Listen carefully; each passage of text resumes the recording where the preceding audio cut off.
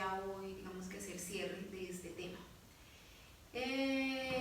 Recordemos que pues, habíamos definido que es una virtud, habíamos dicho que había dos tipos de virtudes, las virtudes humanas, las virtudes teologales, y nos habíamos detenido, habíamos hecho un paréntesis grande, que fue la sesión pasada, donde habíamos hablado, tocando el tema de las virtudes, habíamos hablado de la historia de los ángeles, ¿sí?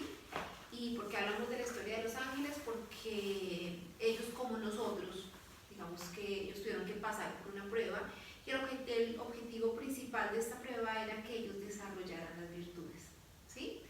Entonces, ¿por qué digamos que tocamos el tema de los ángeles? Porque pues, nosotros estamos en este momento en un momento de prueba, mientras estemos en la tierra, pues estamos en un momento de prueba, y lo que quiere Dios es que pues, así como los ángeles desarrollaron sus virtudes, pues nosotros también desarrollamos nuestras virtudes. Entonces decimos que hay dos tipos de virtudes, las virtudes humanas y las virtudes teologales.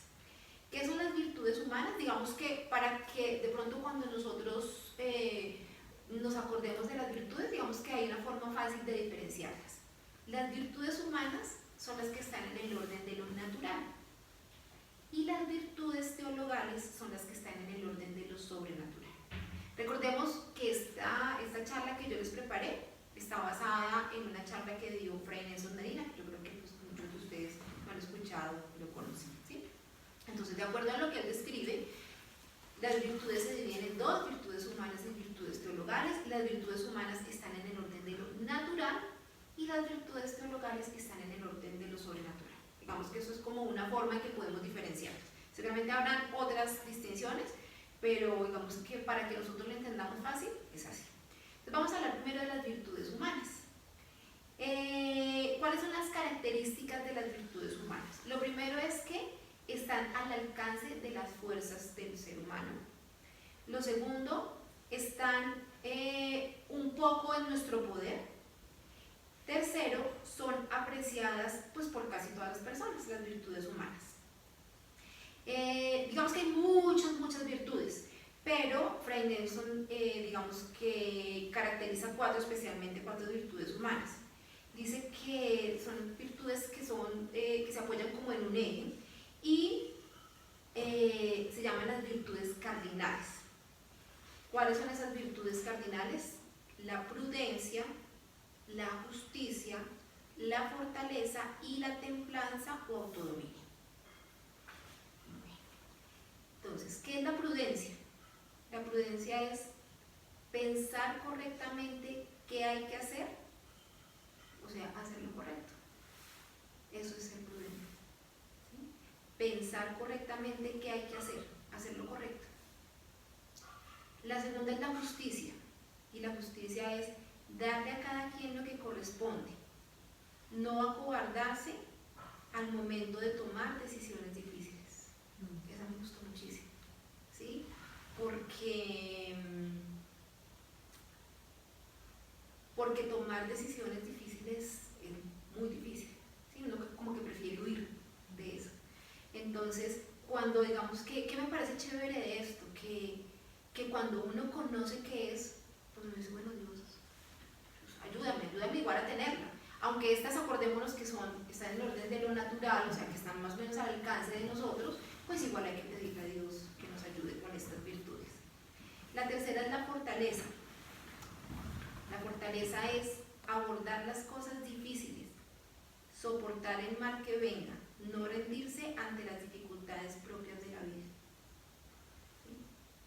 Repito, fortaleza, abordar las cosas difíciles y soportar el mal que venga, no rendirse ante las dificultades propias de la vida. Y la cuarta de las virtudes humanas es la templanza o autodominio, poner un límite al natural afán de placer. Templanza es lo mismo que autodominio. Entonces, ¿qué tipos de placeres creen ustedes cuáles son los tipos de placeres que ustedes se les vienen en la cabeza que debemos ponerle como límite o control? ¿En qué momento podremos pedir esa templanza o tener esa templanza? La gula para la comida. Sí. ¿Qué otra? La TV, que se convierte en un vicio. Total, sí, sí, sí. De pronto el juego, el apostar. Sí. ¿Qué otra cosa? Las ganas de tener más. Sí, La también. ambición. La ambición. Sí. ¿Qué más? La lujuria, la pornografía, o sea, tantas cosas, ¿no? Tantas cosas en las que debemos trabajar, ¿sí? Para tener esas virtudes. Bueno, entonces esas son las virtudes humanas, ¿sí? Esas son las virtudes cardinales. Recordemos: prudencia, justicia, fortaleza y templanza o autodominio. Ahora vamos a hablar, y ahí es donde de pronto vamos a ampliarnos un poquitico más, y es las virtudes teologales. Entonces dijimos que las virtudes teologales están en el orden de lo sobrenatural.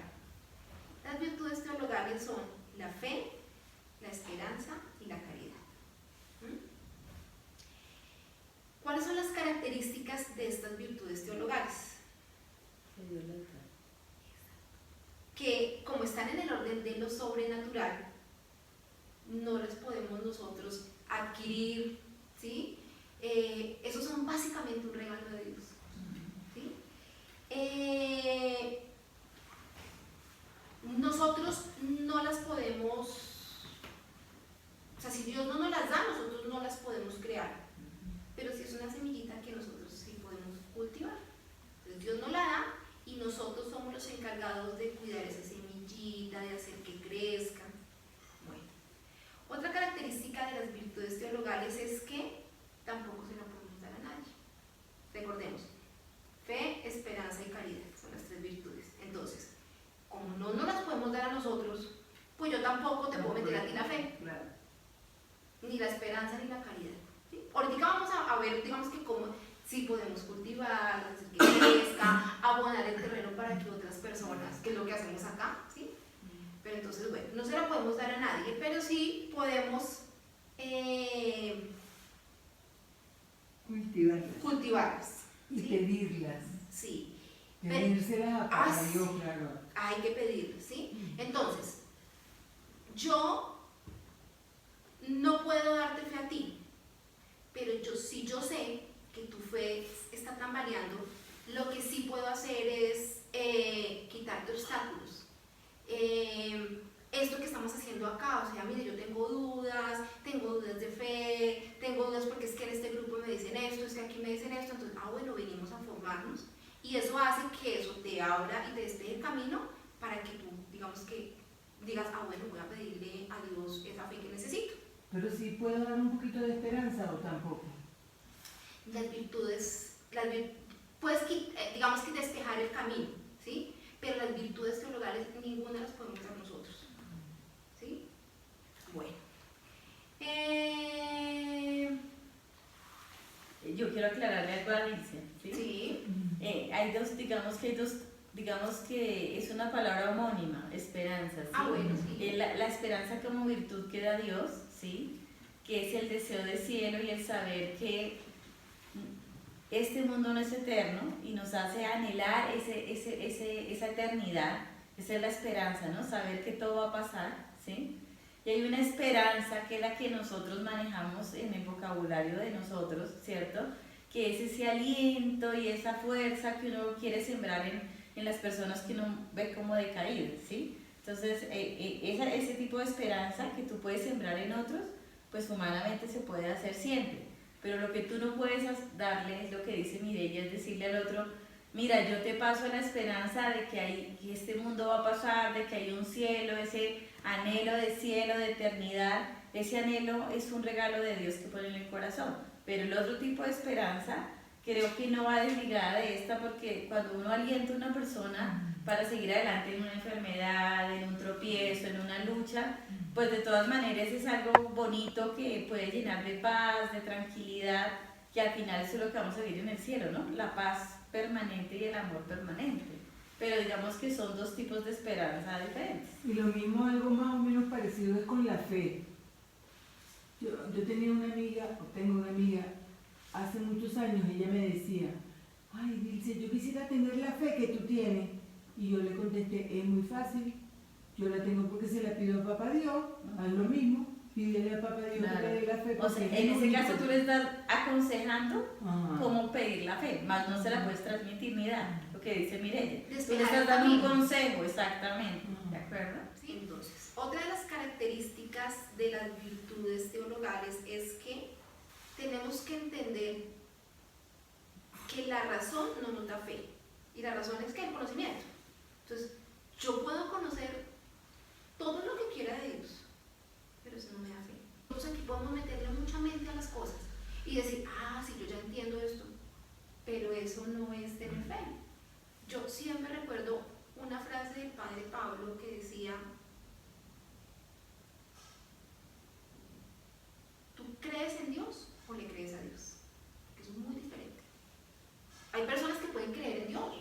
Ah, sí, yo sé que Dios existe, yo sé que hay un Dios, que es Dios creador y que Dios existe. Que ese Dios sea mi Dios es otra cosa. ¿Sí? Satanás cree en Dios, Satanás cree en Dios. porque creer en No, Dios pero es ahora- reconocer la existencia de Dios, eso es creer en Dios, reconocer que existe. Satanás reconoce que Dios existe. La fe es la puerta de entrada a las otras dos virtudes. Si no hay fe, no hay esperanza y no hay caridad. ¿Sí? Entonces, por eso digamos que en lo que más nos vamos a centrar es en la fe. De la esperanza y de la caridad, pues vamos básicamente, digamos que lo que vamos a hablar es de la definición, que ya vimos que es esperanza. Y caridad es la virtud teologal por la cual amamos a Dios sobre todas las cosas y al prójimo como a nosotros mismos. Caridad es lo mismo que amor. ¿Sí? Bueno. Entonces ahora vamos a ampliarnos, como vemos que la fe es la puerta de entrada a las otras dos, pues digamos que vamos a hablar muchas más cosas de la fe. Perdón, María, yo quiero hacer un comentario. Hay una ejaculatoria San José, la ejaculatoria San José, no sé si se la sepa, y la ejaculatoria dice, amado San José, haz crecer en mí la fe, que en ella buscaré la esperanza y la caridad.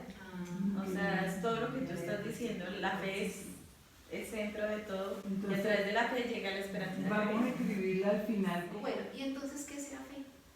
¿Qué creen ustedes que es fe? La fe tiene mucho que ver con la esperanza, y a mí casi que las confundo, que las mezclo, porque tiene mucho que Fe es ver. creer lo que no vemos porque Dios nos revela. Y por otra parte dice, dice ¿cómo es? Que fe es la certeza Ujú. de que se cumple lo que Dios le prometió. Bueno, aquí yo tengo una definición de Santo Tomás de Aquino. Dice que fe, la fe no son solo palabras, y ahorita lo vamos a hablar, sino la fe son las realidades que manifiestan lo que esas palabras dicen. Ya digamos que vamos a ir un poquitico más como para entender eso. Sí, fe no es solamente una palabra, fe no es teoría, fe es vivencia. ¿Sí? Entonces, ¿qué es fe? Son esas realidades que manifiestan lo que dice esa palabra. Digamos que no se confundan tanto en la frase porque con todo lo que vamos a decir ahorita más adelante van a decir, ah, bueno, al final vamos a volver a repetir la definición y van a decir, ah, bueno, ahora sí entiendo. ¿Sí? Es básicamente una vivencia, ¿sí? Es una relación, la fe es una relación, es algo vivo, no es una teoría, o sea, tratar aquí, digamos que aquí podemos dar definiciones de fe y yo me puedo ir con, ah, ya sé qué es lo que es fe, y no vivirla. Yo les puedo poner solo un ejemplo Sí. para dar más claridad en mi leyita sigue. Cuando llegamos al cielo, si es que Dios nos da ese regalo, ya no vamos a necesitar fe en el cielo. Entonces pensemos por qué en el cielo ya no necesitamos fe. Porque ya la estamos viviendo. Porque están viviendo algo real, ¿verdad? Y entonces la fe la necesitamos es aquí en la tierra y tenemos que pensar para qué necesitamos esa fe, ¿no? Como para darnos una idea de lo que realmente es la fe. A la fe no hay que meterle tanta mente, hay es que vivirla, ¿sí? Como la Eucaristía, como la esperanza, porque es que la fe básicamente es una relación que yo tengo con Dios, ¿sí? Cuando yo trato, digamos que yo pues quería, digamos que tratar como de que ustedes trataran de definir la fe, pero ¿cómo podemos definir la fe? Con las vivencias que nosotros tenemos en el día a día. Por ejemplo, con eso que tú estás diciendo, ¿sí? ¿Cómo con una vivencia tuya tú puedes definir la fe? ¿Cómo puedes decir, yo tengo fe en las cosas? Como decía Mel, la fe es creencia en algo que no vemos, lo esperamos. Por eso la palabra esperanza con esperar se relaciona, ¿no? No, es que la fe no tiene que esperar, dice, de pronto ahí es donde está el malentendido. O sea, la fe es creer en el momento, sin que tú veas. Yo creo en Dios, pero si fuera a esperar, entonces yo iría algún día a creer en Dios. No. En cambio, la esperanza es algo que tú esperas que llegue. La fe es algo que lo que dice Mireya, que se vive ahora. Yo creo en Dios en este instante que estoy profesando esa fe, en este instante estoy creyendo en Dios. ¿Sí? La esperanza es algo que no ha llegado, pero que va a llegar. Remoto. Claro, esa es la gran diferencia. Entonces yo creo en Dios, algo que no veo, pero por fe y por regalo de Dios, estoy creyendo en Dios en el ahora, en el que existe ahora, solo que no es tangible y no lo veo, ¿sí? Pero es presente, la fe es presente, lo que dice Mireya, que Y la esperanza es como futura. la esperanza es, por eso, mira, por eso allá no necesitamos ni esperanza ni fe. Lo único que vamos a tener es la caridad que Dios nos la va a dar en el cielo siempre. Pero las otras dos virtudes se anulan cuando uno llega al cielo. Porque, ¿qué esperas si ya estás con Dios? Nada. ¿Qué vas a creer en algo intangible cuando ya lo tienes presente? ¿Ves? Yo no creo que existe ese florero porque ya lo, o sea, yo no tengo fe en que voy a ver ese florero porque ya lo estoy viendo, ¿sí? Yo no estoy esperando que llegue el florero porque ya lo tengo, más o menos. La fe está muy relacionada con la gracia, ¿sí? Cuando ustedes escuchan la palabra gracia, ¿qué se les viene a la mente? ¿La palabra qué? Gracia. ¿Gracia? Gracia. Don, regalo. Sí, sí, sí. Yo pienso en un regalo. Sí, exactamente. La gracia es un regalo. Y digamos que vamos a hablar en este momento de dos tipos de gracia, ¿sí? Para entender, bueno, digamos que ya entendemos el concepto de lo que es gracia, que es un regalo. Hay dos tipos de gracia. Hay una gracia que se llama la gracia increada y hay otra gracia que se llama la gracia creada, ¿sí? Para entender la gracia increada, entonces vamos a decir, increado es algo que no es creado. ¿Qué es creado en este mundo? Todo lo que vemos. Todo es creado. Si todo este mundo es creado, ¿qué será increado? Que no existe. No. Increado es lo que no es creado. ¿Qué es no creado? Que no se Lo que no es físico, sí, lo que uno no puede palpar, pues bueno. No. Dios. Dios no es creado. ¿Quién creó a Dios? Nadie. Dios es el creador de todo y existe desde siempre. Entonces Dios es increado. Increado es lo contrario de creado. Entonces Dios es increado y todo lo demás que existe es creado. ¿Esto para qué? Para entender qué es la gracia increada y qué es la gracia creada. Entonces, como Dios es increado, la gracia increada es Dios mismo. Tú dices que gracia es un regalo. Entonces, ¿qué será gracia increada? Es Dios hecho regalo. ¿Es Dios? No, es Dios hecho regalo. Gracia es un regalo. Y algo increado es algo que no fue creado. Y lo único que no fue creado es Dios. Entonces, gracia increada es Dios hecho regalo. ¿Y cómo se nos dará Dios hecho regalo? ¿Cómo se qué? ¿Cómo se nos dará Dios como regalo? ¿Cómo se nos da? ¿Cómo se nos dará Dios como regalo? No, pues en todo, en la vida, en nosotros, en la respiración, en la reunión, en la convivencia, en el amor. Algo concreto en Algo el sacramento de la Eucaristía. Ahí en la comunión está Dios, físicamente está Dios, solo que en otra materia, por decirlo de Sí. alguna manera, que se llama transustanciación, Sí. pero es el mismo Dios que viene a nosotros no porque vayamos a la misa a pisar la parroquia, sino que es regalo de Él que toca el corazón para que vayamos. Sí, Muchas almas claro. pudiendo ir no van, porque no tienen esa gracia, ¿sí? Y muchas personas van a la parroquia, pero por diferentes motivos no pueden comulgar. Entonces tampoco tienen esa gracia especial. Entonces recibir la comunión es una sumatoria de muchas gracias que de pronto uno no lo valora, no lo reconoce. Pero eso es un ejemplo de que Dios se da totalmente como regalo en el Totalmente. sacramento eucarístico. Totalmente.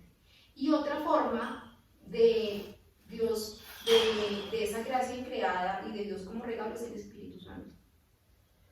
¿Sí? Por eso el Espíritu Santo se llama o Espíritu Santo o gracia creada. Porque es Dios hecho regalo. El Espíritu Santo es Dios hecho regalo. Entonces, de pronto, alguna vez que ustedes escuchen gracia increada, es el mismo Espíritu Santo. Y la gracia creada es el efecto que esa gracia hace sobre nosotros. ¿Sí? Entonces, cuando tenemos al Espíritu Santo, ¿cuáles serán esos frutos? Los frutos. Exacto, ¿cuáles son esos frutos? La Felicidad, ciencia, la paz, el amor, la continencia, la castidad, la longanimidad, la prudencia. Bueno, entonces, cuando nosotros recibimos el Espíritu Santo, que se nos da como regalo, lo que hace el Espíritu en nosotros es transformarnos. ¿Sí? Fray Nelson dice aquí algo muy especial, y es que el Espíritu Santo nos devuelve al estado original. Cuando nosotros originalmente, cuando fuimos creados, nosotros fuimos creados sin pecado, ¿sí? Y fue, digamos que ese era el momento en el transcurso de nuestra vida que nosotros, digamos que vamos ensuciando nuestra alma, ¿sí? Y lo que hace el Espíritu Santo cuando nosotros lo recibimos y cuando nosotros lo acogemos es que Él limpia nuestra alma, ¿sí? Él nos va transformando y va limpiando nuestra alma y Él nos va volviendo a ese estado original. Nosotros no somos pecado, nosotros hemos sido ensuciados con el pecado y nombraba una cosa muy linda y es el enemigo, el diablo, nos ha hecho creer que nosotros somos pecado. Entonces él dice, mire, cuando uno se va a confesar, uno no debe decir, yo soy mentirosa. Uno lo que debe decir es, yo digo mentiras, porque yo no soy pecado, porque a mí, cuando Dios me creó, o sea, Dios no creó a una persona pecadora, Dios creó a una persona con un alma pura, ¿sí?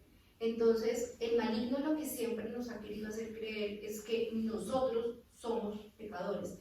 Y por eso dice Fray Nelson, por eso es que Dios dice, Dios ama al pecador y aborrece el pecado. Y las virtudes teologales hay que pedirlas, ¿sí? Pero en el momento en que sean dadas, pues hay que cultivarlas. ¿Sí? Listo. Entonces, digamos que ya con esto terminamos con el tema de las virtudes. No sé quién nos quiere colaborar con una oracióncita de cierre. Bueno, Señor, gracias. Gracias porque nos permites reunirnos para conocerte, para saber de ti, para cada vez más entender tu razón de ser, tu razón de estar, tu razón de acompañarnos. Gracias, Señor, porque te sentimos acá, porque siempre estás en nuestros corazones, porque cada vez más nos permites estar cerca a ti y lograr con la fe algún día estar a tu lado, y lograr con la fe tener la caridad, porque ya hemos encontrado fe y esperanza cuando la encontremos. Señor, danos fortaleza, agudiza nuestros sentidos siempre para que no perdamos el camino, el rumbo que nos hace conocerte, el camino y el espacio para saber de ti.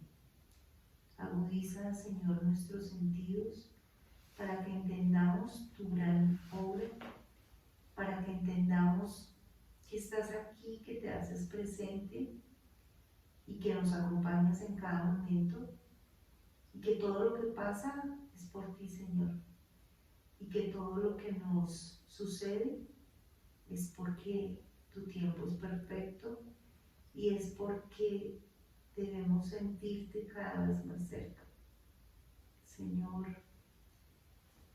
ay, permíteme conocerte, Señor, porque no te conozco ni un poquito.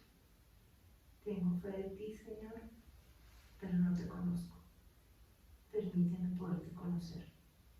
Y a todos nosotros, Señor, bendícenos, acompáñanos y no permitas que desfallezcamos en el propósito final, que es conocerte y estar cerca de ti. En nombre del Padre, del Hijo y del Espíritu Santo. Amén. Padre, del Hijo y del Espíritu Santo. Amén.